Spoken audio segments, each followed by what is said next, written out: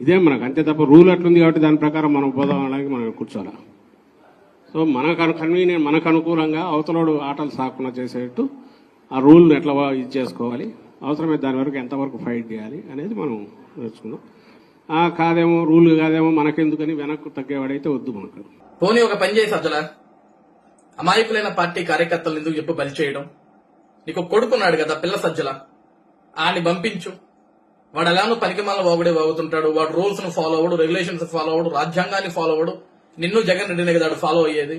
అటువంటి ఒక పనికిమాలని పంపించారనుకో వాడు రెచ్చిపోతాడు, కౌంటింగ్ ప్రశాంతంగా జరగనివ్వడు, అక్కడ ఉన్న పోలీసులు మక్కెలిర కొట్టి పంపిస్తారు బయటికి. సరిపోద్ది కదా. అమాయకులైన పార్టీ కార్యకర్తలు చెప్పి ఇంకా ఎందుకు రెచ్చగొడతావు? ఈ రోజు వైసీపీ పార్టీ ఓడిపోతుంది, జగన్మోహన్ రెడ్డి ఓడిపోతున్నాడు, మీ పార్టీ ఓడిపోతుందన్న సంగతి మీకు తెలుసు.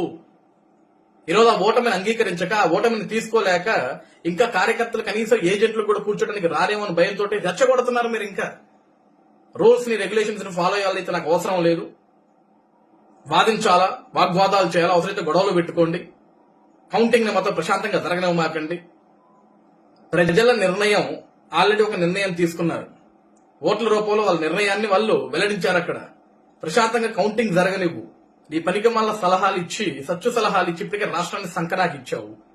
ఈ చివరి మూమెంట్ లో, ఈ కౌంటింగ్ మూమెంట్ లో ఏమైనా కేసులు పడితే నువ్వు పట్టుకొస్తావురా బయటకాలని? వాళ్ళ జీవితాలు నాశనం అవ్వవా? ఇవేనా నేర్పించాల్సింది? సిగ్గులేని మాటలని మాట్లాడుతున్నావు, సిగ్గులేనోడా? నువ్వు బోవు కదా ఎలా, నువ్వు ఏజెంట్ గా నీ కొడుకుని ఎలా పంపించావు కదా, నీ నాయకుడిని ఎలా పంపించావు కదా. ఈరోజు అమాయకమైన పార్టీ జెండా మూసే కార్యకర్తలు ఎందుకురా బలి చేస్తారు? కాబట్టి వైసీపీ కార్యకర్తలకు కూడా సజ్జల గారి లాంటి మాటలు నమ్మితే అడుక్కు తినిపోతారు. ఇప్పటికే రాష్ట్రాన్ని సంగనాకిచ్చాడు వీడి మాటలేని మీరు అక్కడ వేరు రెచ్చిపోయి గొడవలు సృష్టించుకుంటే కేసులు అయితే మాత్రం బయటికి వెళ్ళారు. ఆ విషయాన్ని గుర్తుపెట్టుకోండి.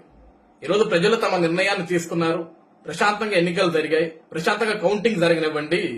ఈరోజు ఒకళ్ళు గెలుస్తున్నారు అంటే ఆ గెలిచిన వాళ్ళ వల్ల రాష్ట్రం సంతోషంగా ఉండాలన్న నిర్ణయాన్ని మీరు కూడా ఒప్పుకొని ప్రశాంతంగా కౌంటింగ్ జరగనివ్వండి. కానీ పనికి మళ్ళీ సజ్జల గారు మాటలు వినకండి.